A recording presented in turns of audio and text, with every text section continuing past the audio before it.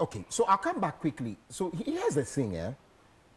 One interesting thing about this is that I cannot go to the doctor and say I want to do a test for cancer. Or can I? You can't do a test like that for cancer per se. We don't have a test for cancer. Okay, because I mean that's even more interesting. Yes.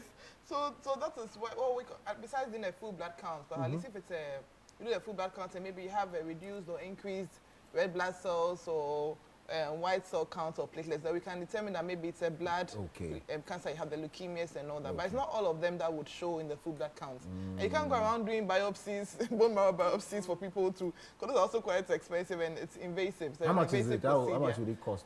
I'm not sure the current prices, but I know that it's not too cheap. 1,000? It will not reach 1,000. 1,000. Yeah, it will not reach 1,000. Okay.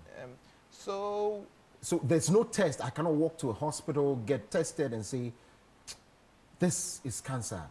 And doesn't it make it even more dangerous to say that by the time you know, you are at a stage where it cannot be controlled or checked? Yes. And that is our challenge with childhood cancers, I mean cancers in general. It's not all the time that you see the symptoms to know that, okay, definitely you have cancer. And you can't always be doing this. Some of them you can screen, like with cervical and breast, you can screen for them. But you can't screen for all types of cancers. Yes.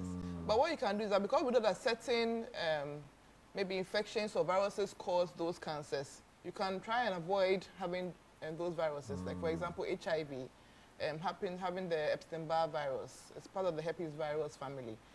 Having malaria, for example.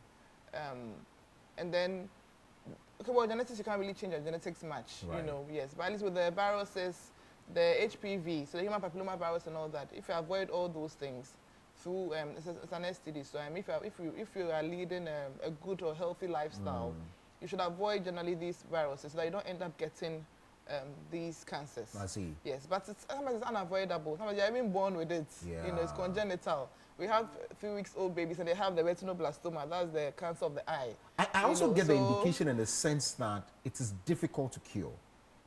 When it's picked late, yes. But if it's picked early, it's quite, and they respond. It also depends on the type of cancer as well. We have the very malignant ones, and the ones you give them the treatment, the chemotherapy and all that, they are okay. We have a lot of people that have survived. Chemotherapy? It's quite effective. Is it? If it's detected early enough in the chemo, you go through the whole cycles, you do the radiotherapy, everything, it should clear. We have lots of kids that have survived childhood cancer and they are doing well, they are okay. Yes.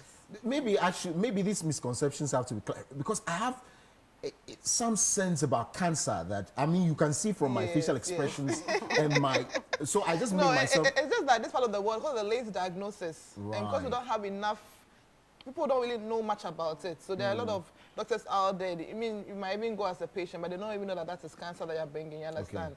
And they would have a lot of facilities to that are really trained to handle pediatric oncology cases. I think besides Kolebu and then Kofanoche, and I think they bought a few others. Those are like a few that we have. We don't have a lot of major, and I think Rage also has a pediatric oncology unit here. But we don't have a lot of cancer facilities for children here as well. So that also limits how much we can do. So Letitia, you said your child passed 12 years ago. Yeah, yeah. That's how old was she? She was then 4.5 years. 4.5 years.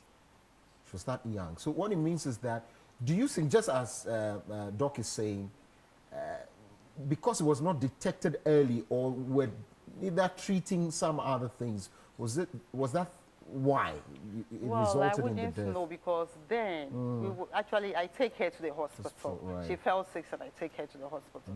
So I thought we were just treating normal this fever for children, okay? And so it got into the stage that she started complaining of the joint pain. That was when I asked them to do the sickle to find out whether she was sickle cell patient. That was when we found out. So, in fact, I can't say, even then, I didn't even know that a child can even get cancer. So it was a shock to me, a surprise. So I was even trying to find out what happened. When I was pregnant, what did I do wrong? Okay, I was trying to find out what really happened, but I didn't get any answer. Yeah. Is it a case that if you are battling with condition, SS, you should be on the lookout that maybe your offspring could be, you know, entangled in some of these issues? No, not necessarily. Just that because they may have similar symptoms, I think that because especially with the aching joints, you know, most of the sickles tend to have a lot of aches and pains, so the mind will go on sickling. In this part of the world, we have a lot of sickling going on, so you might focus on that more than the cancers, because like I said, the cancers are quite rare here in Ghana as compared to outside. But I'll go through the symptoms a bit, so I think that would help people, because it's the whole of September is Childhood Cancer Awareness Month. A good September, either you wear a gold ribbon or something good to just show that you know you're support of this. We have an acronym called SILUAN, S-I-L-U-A-N. That would help you guide or remember the symptoms. Okay, so the first one, the S, is to seek for help if you see any of the symptoms that you think may be related to childhood cancer in any way.